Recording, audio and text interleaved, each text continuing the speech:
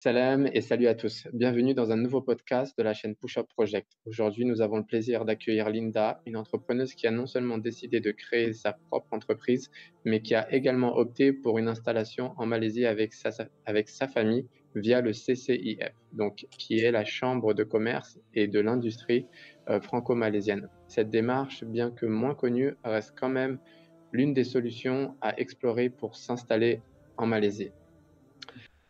Avant de démarrer la vidéo, permettez-moi de vous présenter Push Up Project. Il s'agit d'une initiative regroupant diverses activités. L'inspiration nous est venue alors que ma femme et moi faisions face à de nombreuses difficultés en tentant de nous installer en Malaisie. À ce moment-là, nous pensions avoir besoin de nombreuses choses, mais en réalité, ce dont nous avions le plus besoin était de bonnes informations. Push Up Project repose sur 3 piliers fondamentaux. Faciliter le développement d'activités en ligne pour simplifier l'expatriation, offrir des alternatives éducatives pour les enfants et fournir des conseils précieux à ceux qui envisagent de s'installer en Malaisie. Vous avez également la possibilité de réserver une consultation avec nous et de rejoindre une communauté partageant les mêmes objectifs que vous si vous avez choisi la Malaisie comme destination.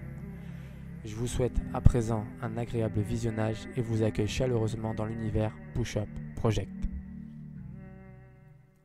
Salam Linda, comment tu vas? Allez, comme salam, ça va très bien, alhamdoulilah, et toi? Ouais, nickel, nickel. Déjà, merci pour ton temps. Merci pour les informations précieuses que tu pourras peut-être donner donc à la communauté et j'espère que ça servira au grand nombre de personnes qui souhaitent s'installer en Malaisie. Ouais, bah, c'est un peu le but. Alors, du coup, en fait, je voulais d'abord rappeler comment on s'est rencontrés. En fait, c'était via un concours via notre programme Amazon. Et enfin, c'est incroyable parce qu'au final, tu l'as gagné. Et par la Ouais. suite, on s'est rendu compte que tu comptais t'installer en Malaisie ou bien tu étais déjà installé en Malaisie? Non, on était déjà installés. Ok, ouais, bah, ça facilitait beaucoup les choses. Oui. Donc, je voulais tout d'abord savoir pourquoi tu as choisi la Malaisie. On va ouvrir le podcast avec cette question-là. Bah, alors nous déjà, on est venus en Malaisie en vacances et ça a été, un coup de cœur et puis, très rapidement, la question de la hijra s'est posée, quand on a eu notre premier enfant et donc, la Malaisie est revenue très rapidement en tête parce que religieusement déjà, c'est un pays musulman où on peut pratiquer notre religion, en en enfin, sans aucun problème. Hmm. Pour son cadre de vie, toutes ses infrastructures, enfin, c'est un pays qui est aussi très développé. Hmm. Donc enfin, ça nous parlait rapidement. C'est très sécurisé aussi en Malaisie. En tant que femme, enfin, en tant qu'homme aussi, mais en tant que femme, on a vraiment 0 problème, dans le pays. Enfin, moi, je sais que je peux tout faire seule, sans problème et C'est sans vrai. avoir ni peur, ni aucun enfin, voilà, on peut même, laisser son téléphone, on va le retrouver, on peut il y a vraiment aucun problème de sécurité.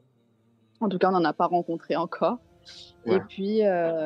et puis voilà, parce que, le pays nous parlait, il fait beau toute l'année, on parle assez facilement anglais ici, puisque c'est une ancienne colonie anglaise et du coup, voilà, c'est toutes les raisons qui ont fait que, ça regroupait pas mal de nos points, quoi, pour venir s'y installer. Oui, effectivement. Déjà, la sécurité, elle est assez incroyable. Limite, on a Mmh. tendance à oublier qu'il fallait faire attention à nos affaires. Ouais, c'est ça. Et je pense que même si un jour, je pense qu'il y a des voleurs partout, mais si un jour on se fait voler quelque chose, je pense qu'on sera vraiment choqué. On se dirait comment c'est possible et tout, alors que peut-être on a juste posé notre téléphone sur la table et c'était à nous de faire attention, quoi. Ah bah, moi, pour la petite anecdote, j'ai oublié mon sac à dos dans le train, à Ok. Kuala Lumpur avec, toutes nos affaires dedans. Il y avait les 3 passeports, nos cartes bleues, il y avait de l'argent liquide, vraiment, vraiment toutes nos affaires dedans. Ouais, Je m'en suis rendu compte 1 heure après. J'ai fait le chemin retour, vers la gare sans trop d'espoir et en fait, il était, posé aux objets trouvés, il a même pas été ni ouvert ni fouillé, enfin, il était intact, il y avait tout dedans, même, le moindre centime n'avait pas bougé. incroyable. Heu, Vraiment, c'était la première expérience où on s'est dit, OK, c'est vraiment très, très sécurisé. Il y a vraiment zéro problème ici. C'est clair, c'était un bon signe. Ah Du coup, bah, surtout que j'y allais sans espoir. ouais, nous aussi, on a eu une expérience. En plus, c'était lié aussi au CCIF. On commençait, on se renseignait sur quel visa justement choisir et on est parti, bien entendu, comme tous les Français, au CCIF. Et on a Oui. pris toutes nos affaires, donc les passeports, toute notre vie. Et, on avait oublié justement toutes nos affaires dans le Grab OK. et même mon téléphone. Donc, au final, pour les contacter, c'était compliqué parce que j'avais aucun moyen de leur dire que c'était mon compte. Donc, on a dû utiliser justement ouvrir un autre compte avec le téléphone de ma femme, etc. Et quelques heures après, on a réussi justement à joindre le Grab, à trouver la course et à contacter le chauffeur. Et le chauffeur, il me dit, bah écoute, moi je croyais que j'allais déjà d'une part jamais de la vie j'allais récupérer quoi que ce soit ou avoir le contact du chauffeur. Et deuxièmement, il me dit, je viens te le déposer.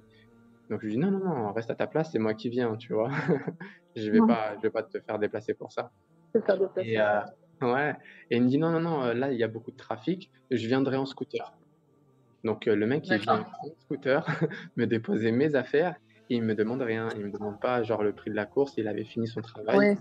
Donc ouais, pareil, c'était Non, franchement, pour ça, au début, quand on vient d'arriver, c'est assez impressionnant parce qu'on se dit, OK, en fait, en France, j'aurais jamais retrouvé, même le sac à dos vide, je l'aurais pas retrouvé, quoi. Donc, au début, c'est très impressionnant, mais on s'y fait vite et maintenant, c'est le contraire. On peut plus vivre sans cette sécurité-là, finalement. ouais, faut faire attention quand on retourne en France du coup. Ouais.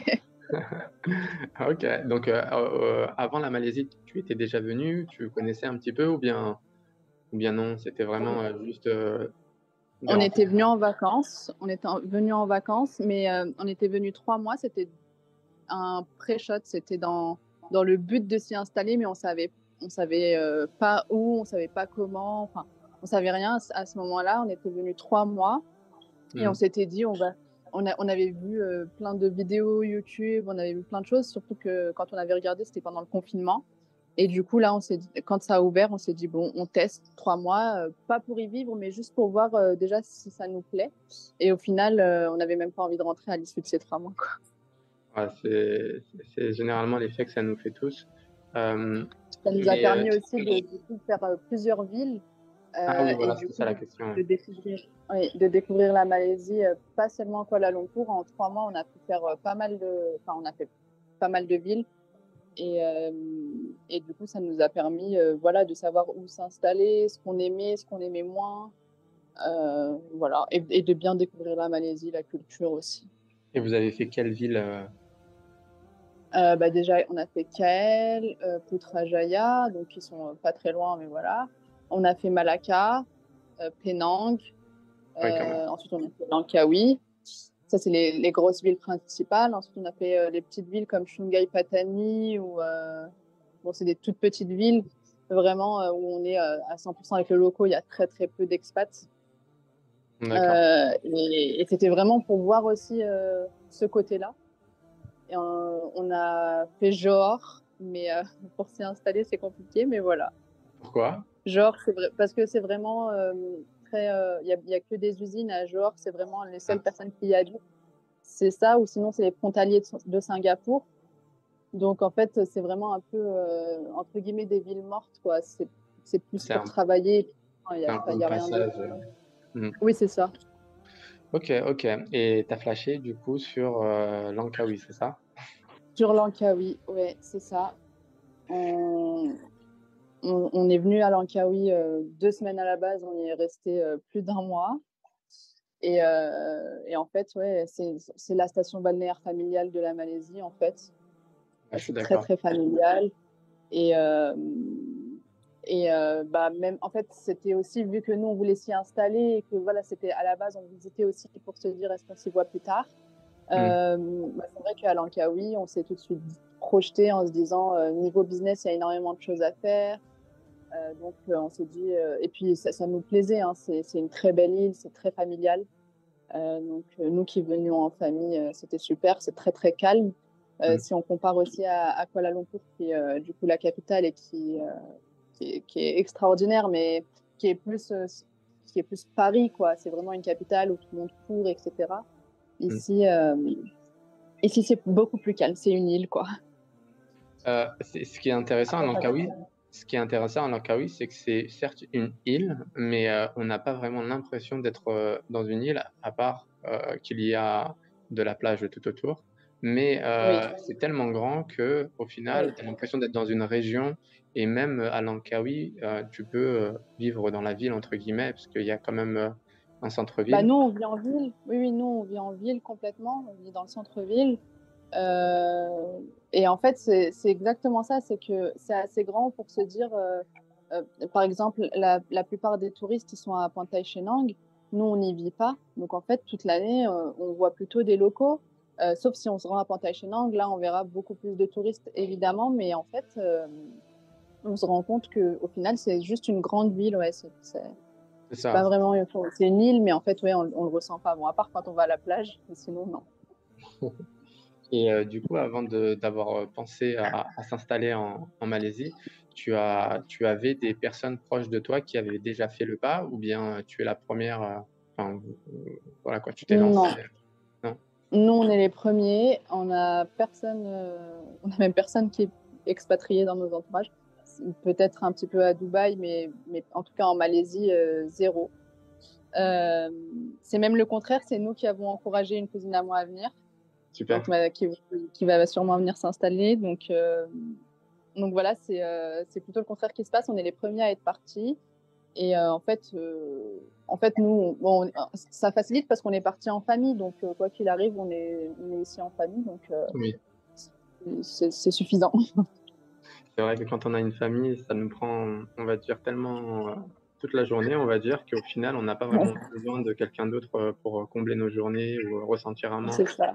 Je pense qu'il y a des avantages à aller tout seul aussi parce que forcément, on est beaucoup plus libre, beaucoup moins de contraintes, mais aussi avoir une famille, c'est aussi un soutien permanent et de se dire qu'on fait les choses pour la bonne cause. Donc, Carrément. À ouais. 100%. Mm.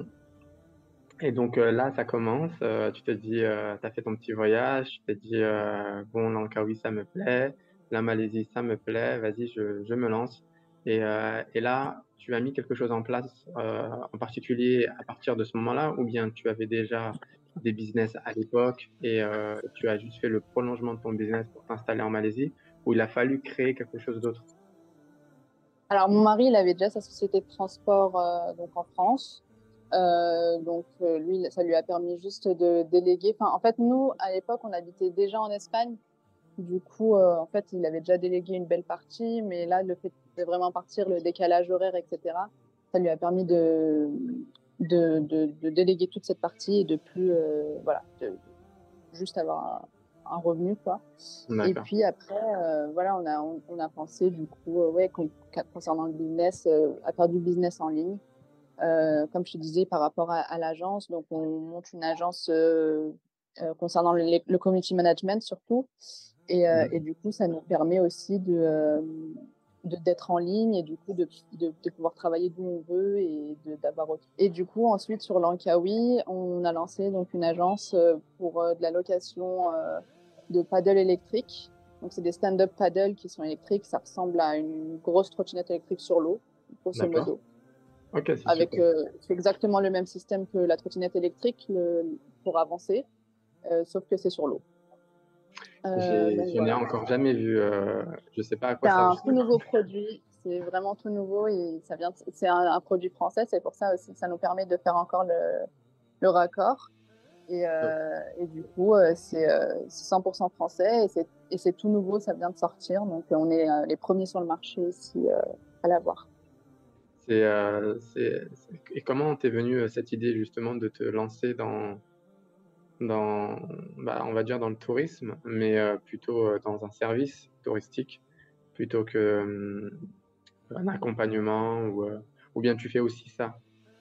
Tu accompagnes aussi les gens ou c'est seulement ciblé à la location de paddle? Non, c'est pas ciblé qu'à ça, mais en fait, l'idée, elle nous est venue justement quand on était là en vacances la première fois. En fait, et je pense que pour tout le monde, quand on part en vacances, on a toujours un peu cette idée, on, on a un petit peu toujours cette peur, en tout cas, de se faire arnaquer ou quoi. Et c'est un peu ce qu'on avait. On avait l'impression parfois que les prix étaient peut-être au-dessus, etc. Donc, on s'est dit pourquoi pas, mais bon, on a quand même étudié le marché. On s'est aussi rendu compte que ici à Langkawi, en tout cas, c'est très, y a énormément de tourisme, mais c'est très structuré. Les touristes chinois vont voir un promoteur chinois, les touristes japonais vont voir un promoteur japonais. Enfin, c'est un peu ça. Et du coup, en ce qui concerne les Européens, il n'y avait pas vraiment d'Européens qui faisaient ça. Donc, en fait, c'est comme ça qu'est née l'idée. On s'est dit pourquoi pas. Et c'est comme ça qu'en fait on a commencé à avancer. Ensuite, on a fait aussi des salons en France du nautique pour voir ce qui se proposait. Et donc, c'est un peu comme ça qu'on a allié le produit, l'agence et Langkawi en fait.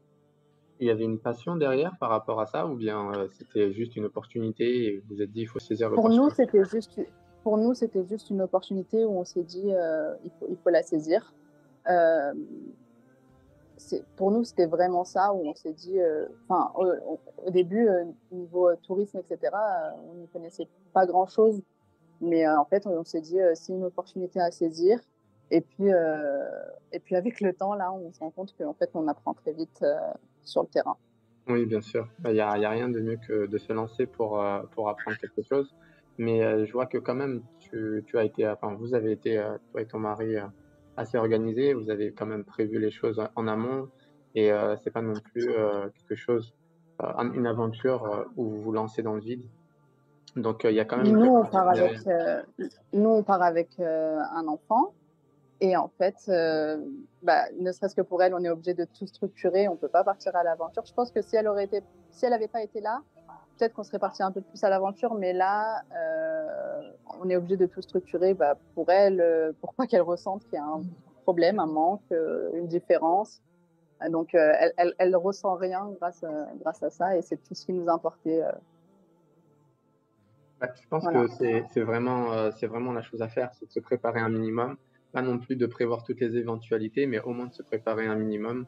Et il y a un livre qui s'appelle Sun Tzu, L'art de la guerre, et il dit euh, une guerre, ça se gagne dans les plans, entre guillemets. Donc, il faut prévoir quand même quelque chose pour arriver à son but.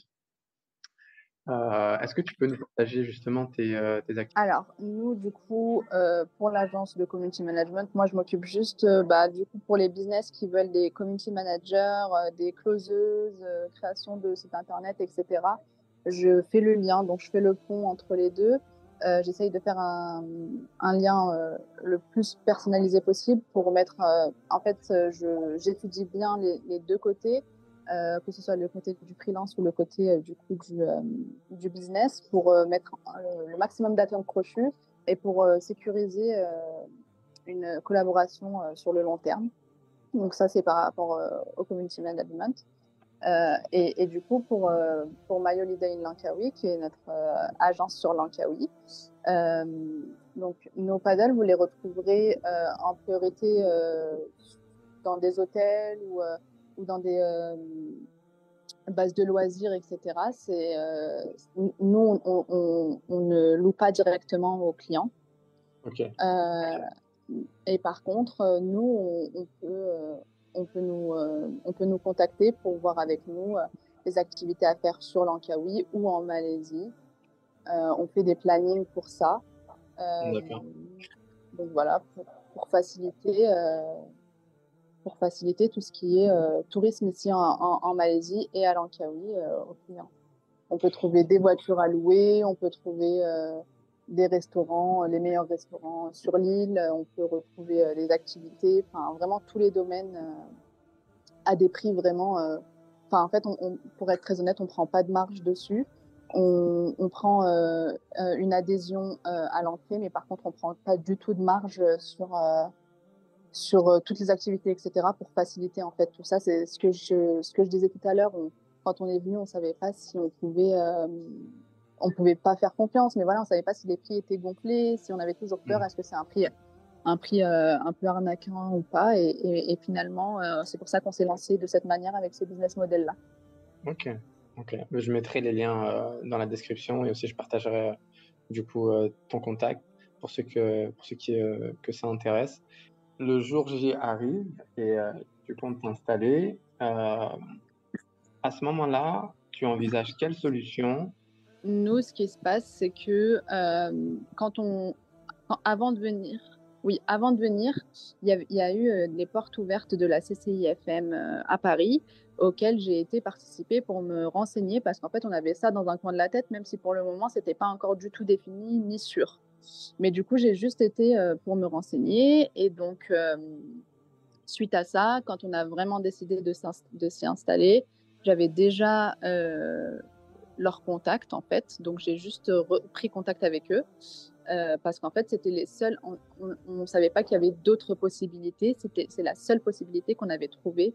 En tout cas, Ouais. à l'époque, sur YouTube, en fait, pour être très honnête, c'était sur YouTube à ce moment-là.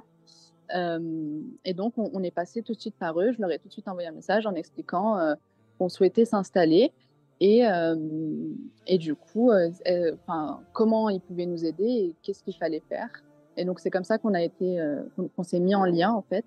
Et donc, très rapidement, ils nous ont expliqué toutes les démarches. Donc, évidemment, c'était avec la société My Holiday in Langkawi, donc notre société de tourisme à Langkawi, D'accord. parce que du coup, ça faisait beaucoup plus sens. C'est une société qui est ici pour les personnes qui sont ici, donc c'était beaucoup plus sens. Ça faisait beaucoup plus sens à ce moment-là, et toujours d'ailleurs. Et du coup, voilà, on s'est mis en contact avec eux, on a créé la société, et donc ils nous ont expliqué toutes les démarches à suivre, et ils nous ont soutenus dans chaque démarche, en fait.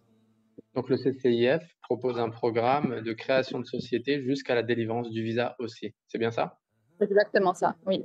Donc c'est une solution clé en main ou bien il faut que tu mettes un petit peu la main à la pâte ou bien c'est assez bien géré, assez bien enfin, l'accompagnement est bien aussi? L'accompagnement est bien géré. Par contre, en fait, il t'explique ce qu'il faut faire et c'est à nous de le faire. Faut pas s'attendre à ce que ce soit eux qui fassent tout. D'accord. Eux, ils nous expliquent toutes les démarches. Ils te disent très précisément vers qui aller, à qui demander quel formulaire.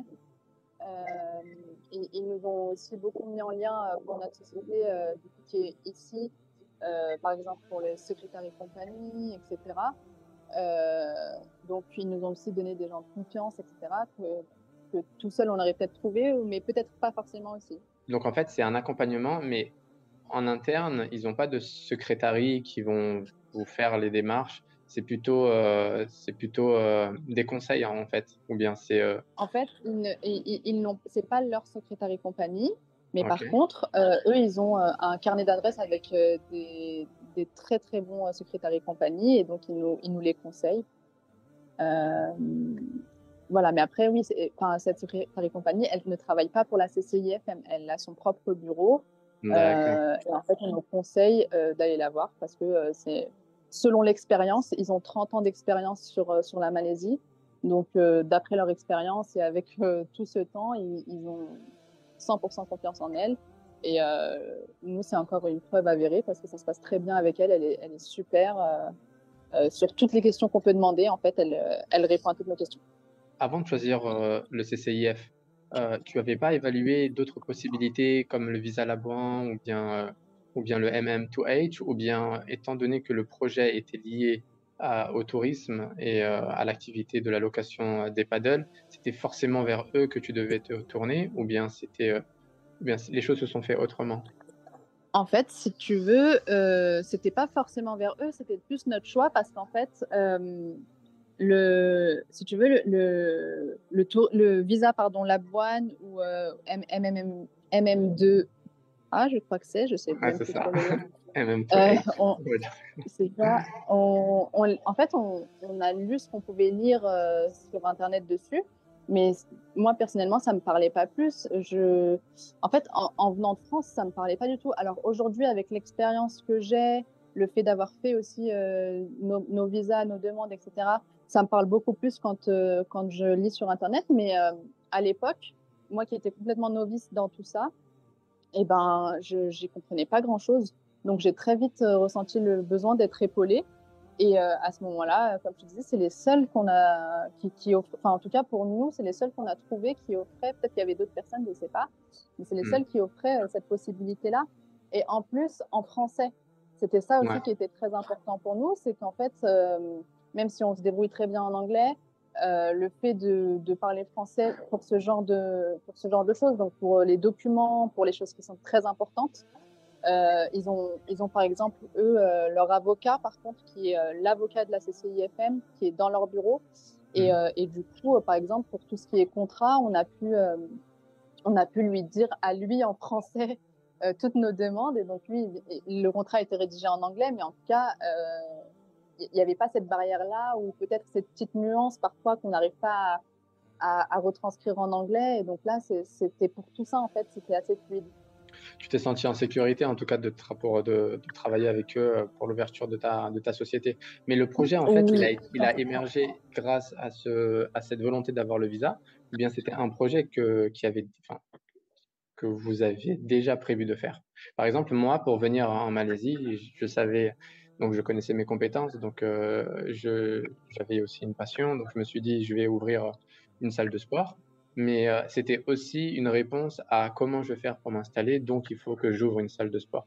Mais c'était pas non plus lié, au fait que j'avais vraiment besoin d'ouvrir une salle de sport. C'était juste, Bah, c'est une exactement pareil.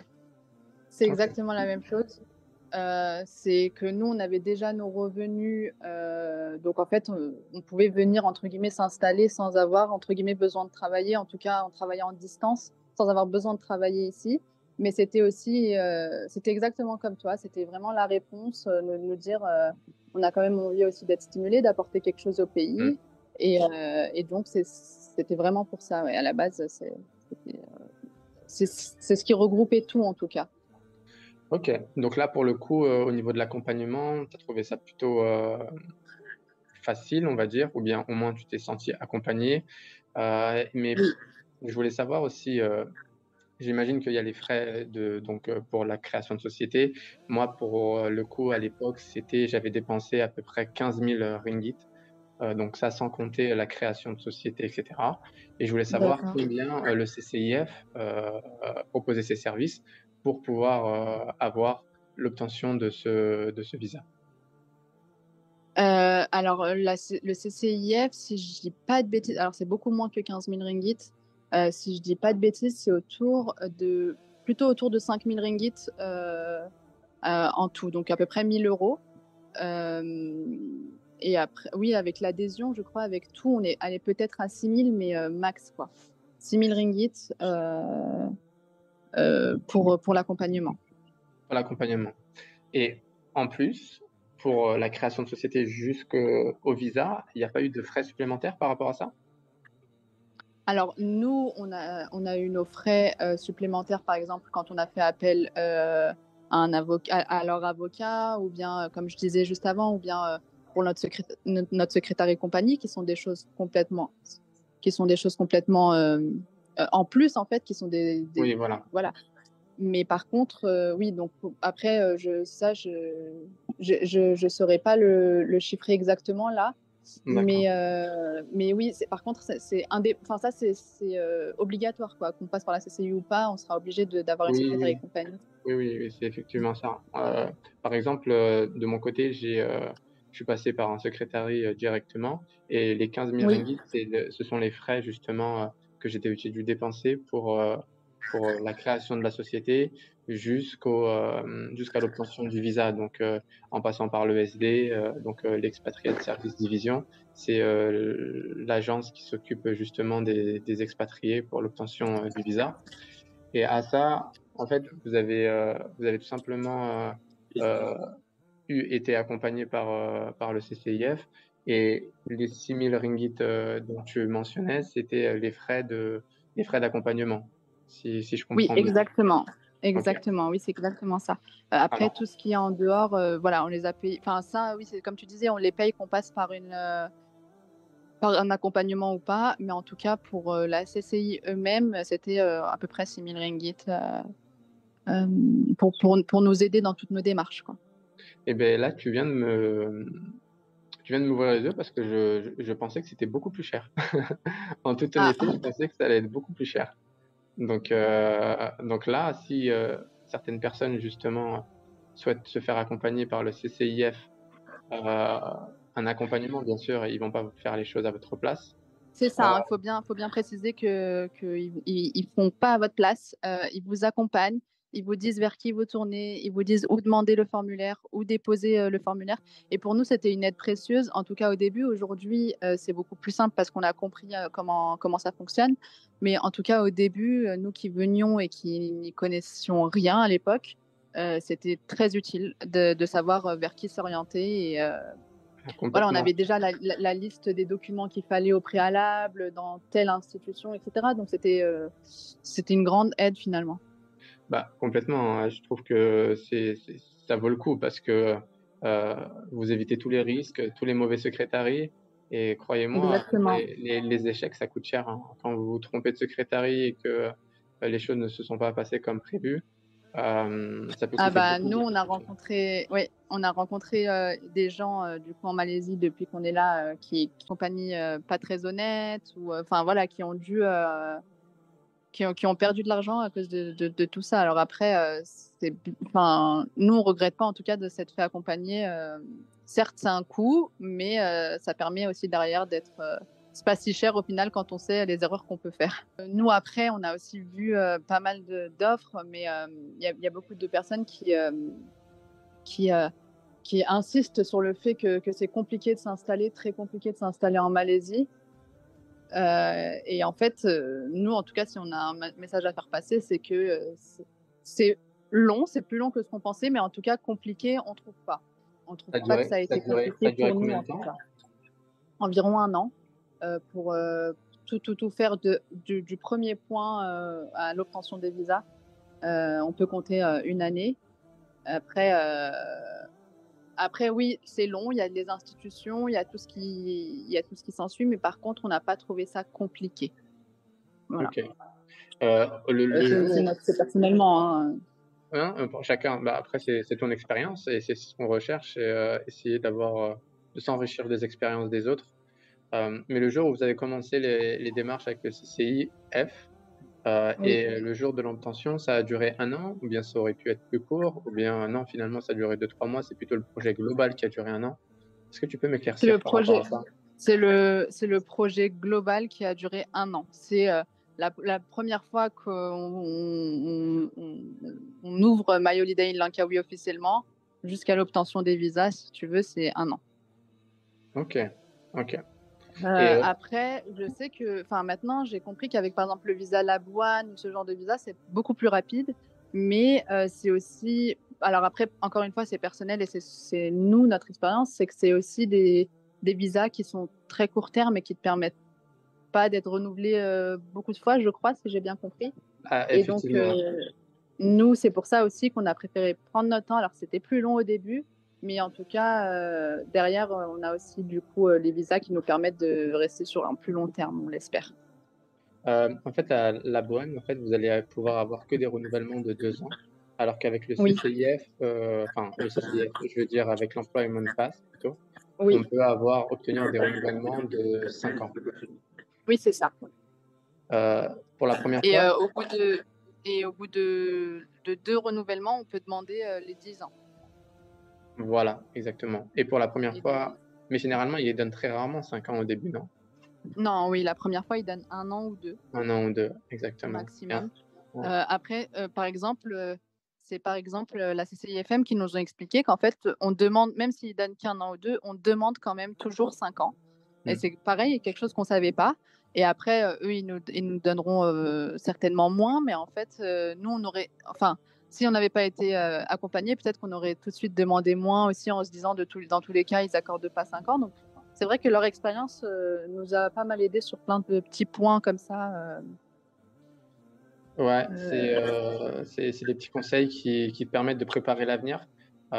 L'idée, en fait, de ce que j'ai compris par rapport à ça, c'est que, en fait, il faut demander 5 ans parce que c'est les 5 ans, visa max. oui. Par contre, au début, ils vont te donner un an ou 2 maximum. Ils vont voir si Voilà, tu respectes bien les règles et si la société tourne vraiment, si elle fait beaucoup de chiffres, enfin, si elle fait du chiffre d'affaires, Si elle fait du si, chiffre, oui. si c'est réel, en fait, c'est pas une société, C'est exactement fictive. ça. Ils nous demandent même de, enfin, en fait, on doit, par exemple, pour des petits trucs, ils nous ont expliqué, on doit fournir un organigramme, prévisionnel Mmh, et au bout, par exemple, des 2 ans de visa, en fait, ils peuvent aussi vérifier, les autorités, si on a, suivi, alors pas forcément à la lettre, mais en tout cas, si on a suivi l'organigramme, si on a employé, si on emploie des Malais, par exemple, enfin voilà, ça fait travailler des gens du pays, donc on n'est pas là juste pour prendre leurs ressources, on distribue aussi, on en distribue aussi à notre tour et mmh. le but c'est ça en fait, c'est pas juste de venir s'installer en Malaisie, de prendre ce qu'il y a à prendre et de rien donner au pays entre guillemets. En tout cas, la Malaisie c'est pas ça qu'ils veulent. Et ils veulent bien qu'on vienne s'installer, mais derrière il faut aussi qu'on apporte des choses au pays. Donc c'est aussi pour ça qu'on a créé My Holiday in Langkawi et qu'on n'a pas simplement nos revenus passifs et qui ne sont pas dans le pays. En fait, ça nous permet de travailler ici, de donner du travail ici, d'aider au tourisme sur l'île. Enfin, ça nous permet aussi beaucoup, beaucoup enfin, de promouvoir en fait la Malaisie auprès des Européens et faciliter au tourisme parce qu'on se rend compte encore plus maintenant qu'on est sur l'île qu'il y a énormément de tourisme asiatique, ici en Mmh. tout cas à Langkawi, mais très peu européen. Donc on a aussi envie de faire découvrir cette île à l'Europe. Les Bah, Européens, ils vont plutôt se diriger vers Phuket, la vers la Thaïlande et tout, Thaïlande.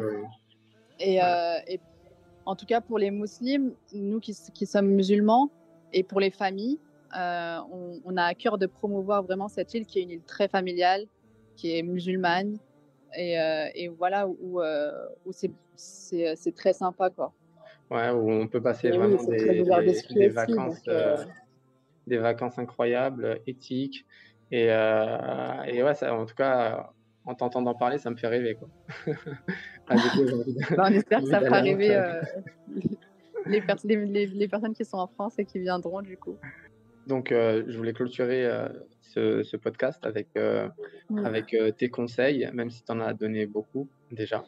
Mais on va dire, quels sont tes conseils, à donner, pour ceux qui veulent se lancer et pour ceux qui veulent se lancer justement en créant une société ici, que ça soit avec le CCIF ou autre, Oui. mais si tu avais des Bah, conseils, alors, nous, nos conseils, ça serait déjà, venez minimum 3 mois avant pour faire un peu ce qu'on a fait. Nous, on n'a pas du tout regretté d'être venu 3 mois et d'avoir fait plusieurs villes, d'avoir vraiment découvert la Malaisie, parce que c'est pour un projet après, en tout cas, si c'est pour un projet long terme, nous, on voit ça sur toute une vie, quoi. Donc, enfin, en 2 semaines ou 3 semaines de vacances, on ne voit pas grand-chose, en tout cas pour s'y installer. Donc, essayez de venir un peu plus longtemps.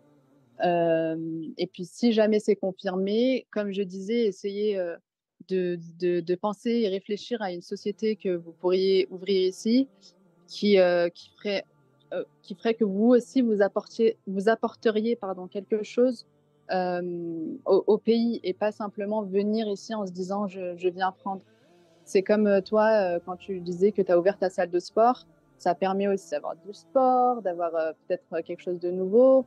mmh, Il y a un écosystème qui se crée rapidement et qui est sain et pour toi et pour le pays. Et c'est pareil pour nous. Et si j'ai un conseil, c'est vraiment de réfléchir à son expatriation comme ça, à donner au pays autant qu'on prend. c'est clair parce que si on s'inscrit sur le long terme, je te rejoins complètement. Il faut essayer de s'imaginer, après c'est difficile, peut-être de s'imaginer, la première année quand on Ouais. s'expatrie parce qu'on met quand même pas mal de billes, je trouve, en Oui, créant une société. Parce qu'il faut ouvrir, on va dire, faut avoir une adresse, il faut peut-être avoir un local et cetera. c'est Donc ça. tout ça, c'est quand même pas mal de frais et c'est vrai que des fois on se dit: «Mettre les 2 pieds dans le plat, c'est peut-être un petit peu risqué». Mais si on veut s'inscrire sur le long terme et essayer de voir, nos enfants grandir, on est obligé de ne pas, juste, être, des voisins des Malaisiens, mais plutôt, vivre, et entrer aussi, dans la société quoi, être utile à la société d'une manière positive. Et C'est ça, exactement ça. c'est aussi quelque chose qui m'anime personnellement. Hem, C'était de me dire: «Vas-y, je construis un projet, peu importe, sur le long terme si je reste ou si je reste pas, mais mon but, c'est de rester au moins, un certain nombre d'années et même si je pars, j'aimerais que le projet reste. C'est pas pour autant que je parte et que le Oui, projet, se ferme les en portes bas et avec toi. en tout cas, ça serait une réussite, pour moi d'arriver à ce niveau-là parce que je sais que, on restera jamais éternellement en Malaisie, hein. C'est pour une longue période, je l'espère, mais, on ne pourra pas finir nos jours ici. Mais, wallahu a'lam. Mais en tout cas, je suis conscient qu'il y aura un retour, forcément. J'essaie juste de rester le plus longtemps possible. Ouais, je dirais que ton conseil, il est super, il est super parce que, le fait de venir consommer et partir, je trouve que c'est pas très éthique, en fait, de venir C'est profiter de un la peu ce qu'on situation voit et de avec partir. l'expatriation aux Émirats ou des choses comme ça, où on a tendance à, quand on s'expatrie là-bas, on y va, voilà, on ouvre la société, on pose de l'argent et du coup, on ne paye pas d'impôts, mais on prend tout ce qu'on a à prendre et on n'est pas là forcément pour donner quelque chose au pays. Et attention, je ne critique pas ça, hein, c'est quelque chose qui convient par exemple aux Émirats. Eux-mêmes veulent peut-être ce genre d'expatriation parce que voilà, ils veulent du monde, etc. Donc c'est très bien. Mais par contre, en Malaisie, je trouve que, en fait, on ne pourra pas rester sur le long terme si c'est comme ça qu'on réfléchit. Il faut Mmh. vraiment venir en se disant, il faut que j'apporte quelque chose au pays. Il faut que c'est un pays qui est déjà très développé aussi, qui n'a pas forcément besoin, mais en tout cas, nous, avec des fois nos yeux extérieurs, on peut apporter des petites choses.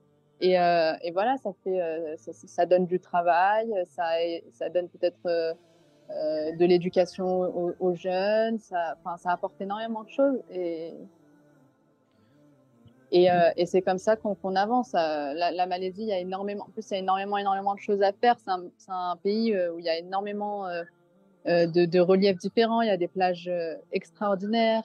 À KL, on a une ville incroyable. Si on va sur Cameron Island, on a des montagnes impressionnantes de verdure, etc.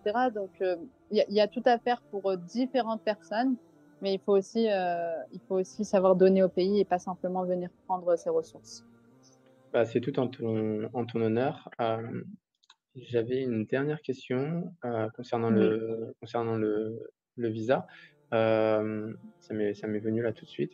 Est-ce que, du coup, le jour du renouvellement, tu le fais toi-même ou bien, si tu peux aussi passer par le CCIF? Oui, tu peux aussi passer par eux.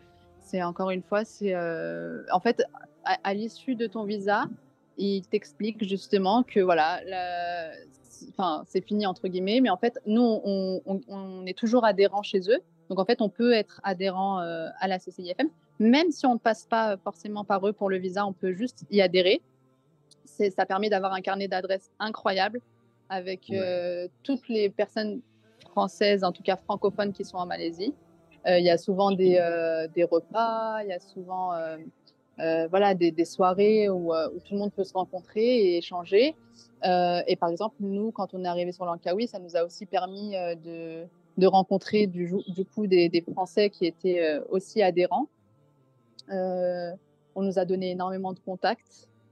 Et, donc voilà. Et après, si on veut, lors du renouvellement du visa, refaire appel à eux, évidemment qu'ils seront disponibles. Eux, par contre, ça leur tient à cœur et ils nous l'ont dit plusieurs fois que leur but, c'est aussi qu'on soit complètement indépendant.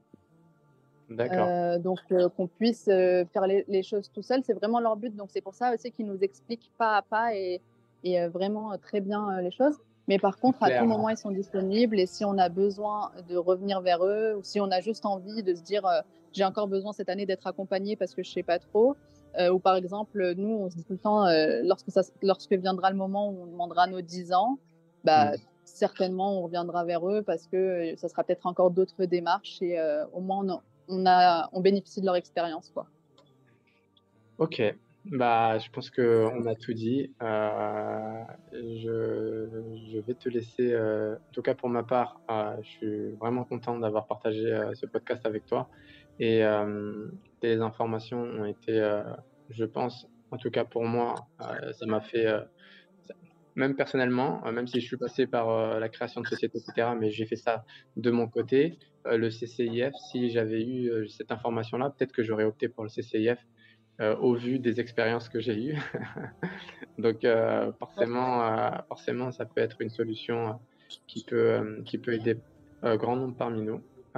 Donc Et voilà. moi, je voulais rajouter, si je peux me permettre, que on est aussi très très content de savoir que dans notre communauté, ça avance et que par exemple, tu as pu lancer le Push-Up Project Ah pour merci. peut-être aider notre communauté aussi à venir s'installer, à faire Hijra ici. Je pense qu'il y en a beaucoup qui veulent, ils ne savent pas trop par où commencer. Et on souhaite à ton projet un très très très bel avenir déjà. Et on est très content de savoir que ça avance même dans notre communauté et qu'on va pouvoir donner des conseils. Voilà. Bah, merci en tout Euh, cas, tu as beaucoup contribué rien c'est que moi, avec, ces informations-là. c'est moi qui te remercie déjà pour le podcast et pour tout, et puis pour la tablette aussi. Parce que je Ah oui, pensais c'est vrai. jamais gagner un concours. Je voulais laisser ça Et en secret, mais plus, bon. bah non, mais en plus, enfin, ça a été tout de suite un gage aussi de confiance parce que vous l'avez gardé plus de 4 mois. On n'était pas forcément, enfin, on n'a pas pu forcément se voir avant Ouais, c'est et vrai. du coup, voilà, ça donne tout de suite une bonne image et une confiance absolue en vous, quoi. Et du coup, tu t'en sers ou pas? Oui, tous les jours. Ah bah, c'est top. Perso, ma femme, en fait, moi, j'aime bien travailler sur l'ordinateur parce que j'arrive pas à travailler en dehors que, sur mon bureau. Il faut que je sois concentré et cetera. Mais par contre, ma femme, elle a la capacité de travailler, avec les enfants dans les bras, dans le lit, Oui, bah, partout dans la cuisine et cetera. Et en fait, se c'est- trimballer un ordinateur à longueur de journée, c'est impossible. Mais par contre, une tablette, voilà, comme c'est celle-ci, exactement la même chose ici. Bah, c'est vraiment exactement la même chose ici. Ça permet d'avoir la tablette partout, au parc, à la cuisine, en faisant à manger, en s'occupant de la petite. Et au moins, on a toujours un œil sur le travail à côté, quoi. merci pour tout, d'avoir partagé ton expérience. Heu, je te laisse le mot de la fin et ensuite on clôture. Et bah, retrouvez-nous sur Instagram. On est Mayolidain Lankawi si vous venez en vacances et retrouvez Push Up Project sur Instagram si vous voulez vous installer. Super, meilleur mot de la fin que le mien. Allez, ciao, ciao. Merci. En résumé, choisir le CCIF comme solution pour vos démarches administratives offre une tranquillité d'esprit. Malgré un coût supplémentaire d'environ 1000 euros, cet investissement vous assure une approche plus sereine, bien que cela ne dispense pas de votre implication dans les démarches avec le secrétaire que le CCIF mettra à votre disposition. Le CCIF simplifie l'ensemble du processus en partageant ses contacts et en expliquant toutes les démarches en français. Vous bénéficiez de la garantie d'être mis en relation avec des prestataires de qualité et avec même la possibilité d'accéder à leurs services juridiques. Si l'anglais n'est pas votre fort et que la sérénité est primordiale pour vos démarches, opter pour le CCIF est une option à considérer sérieusement. Pour approfondir vos connaissances et préparer votre projet d'expatriation, réservez une consultation avec nous et rejoignez un groupe privé de personnes motivées pour s'installer en Malaisie. Ensemble, nous partageons toutes nos connaissances et conseils pour faciliter au mieux votre installation.